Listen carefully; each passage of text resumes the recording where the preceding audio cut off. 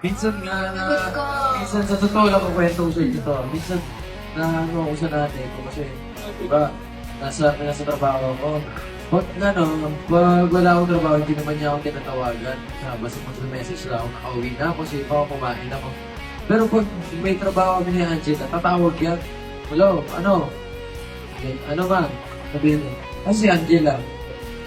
Sabi ko, ba't siya hinahanap ko? Ba't ka pa tumawag sa akin? Call mo na lang siya. Lagi na siya hinahanap. Tapos nag-video call sila may kisingit ako. Ay, tita. Tapos sasaya niya doon, pagmamalaki niya sa lahat ng katrabaho niya, si Angela.